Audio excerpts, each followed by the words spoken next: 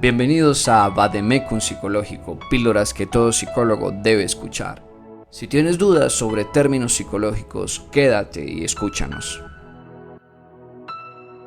Les cuento que corrí el año 2007. Estaba en mi 10º semestre de psicología, cursando mi tercera práctica correspondiente al campo clínico, cuando en mi segunda semana mi supervisor de práctica me dijo: el usuario que te corresponde tiene comorbilidad de signos y síntomas ansiosos y depresivos. Predomina la anedonia y una baja de coping. No sabía qué decir, ni mucho menos qué hacer. Pero él, me refiero a mi supervisor, ya me había adelantado un montón del caso, que no solo me informaba sobre la condición o estado actual del usuario, sino que también me sugerían cierto tipo de técnicas o estrategias que podía emplear en una futura intervención.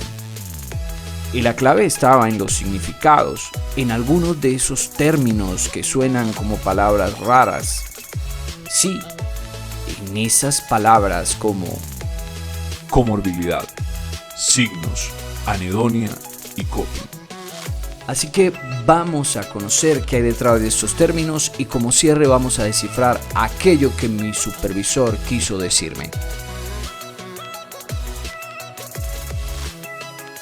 Primero, es esencial distinguir qué son los síntomas y diferenciarlos de los signos.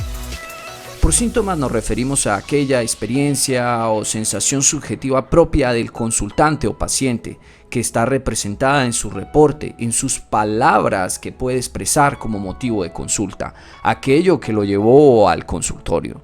Mientras que los signos corresponden a esos indicadores objetivos que mide, evalúa o detecta o describe el profesional de la salud empleando la semiología clínica. Basta un ejemplo para que entendamos su distinción. En la consulta un usuario nos puede decir: me ha costado conciliar el sueño, me he trasnochado durante 2 semanas, no he podido dormir más de 3 horas cada noche en los últimos 15 días. Dichas dificultades en el sueño corresponden con síntomas, ante lo cual el psicólogo, si profundiza aún más mediante una escala de calidad de sueño, podría considerar como signo la presencia de insomnio.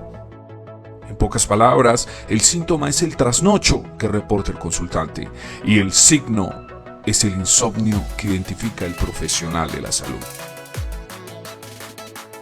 En cuanto a la comorbilidad, hacemos referencia a la coexistencia de 2 o más enfermedades, trastornos en un mismo caso o incluso signos y síntomas compartidos entre trastornos psicológicos, los cuales generalmente se presentan en condiciones que se encuentran relacionadas. Por ejemplo, el insomnio es un signo comórbido en los trastornos de ansiedad y depresión. Respecto a la anedonia, corresponde con un signo clínico relacionado con la incapacidad para poder disfrutar de las actividades o situaciones que en el pasado sí resultaban placenteras. Y es que esto refleja la esencia de trastornos anímicos como la depresión o de la regulación o control emocional como la ansiedad. Y es el cambio. Es decir, la persona se comporta de una forma diferente en determinados contextos o ante cierta situación. Y la anedonia lo refleja. Pues básicamente es una pérdida de placer o sentido del disfrute por las cosas que antes sí lo eran.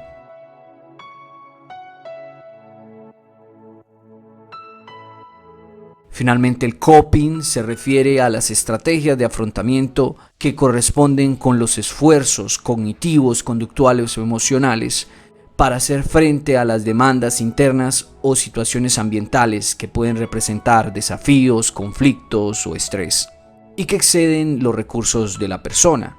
Entre estas estrategias de afrontamiento se encuentran la búsqueda de apoyo social, la reevaluación positiva de la situación problema o la posibilidad de expresarnos emocionalmente. De hecho, si profundizas más en este tema, encontrarás que estas estrategias de afrontamiento, llamadas coping, se clasifican con diferentes criterios como estrategias activas o pasivas.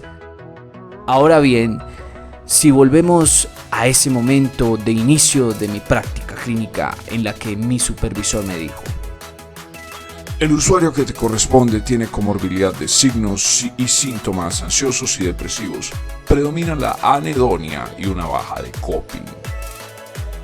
Básicamente, mi supervisor en ese momento me dijo: el paciente que te toca tiene indicadores clínicos compartidos entre depresión y ansiedad. Eso puede hacer difícil pensar en que tiene una sola cosa. También la persona ya no disfruta lo que antes sí le gustaba o le ha perdido sentido a lo que le resultaba importante.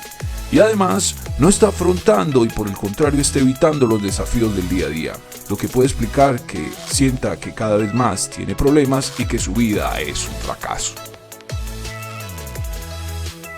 Como puedes escuchar, las claves para aquel reporte casi incomprensible inicialmente se encuentran en el significado de esos términos clínicos.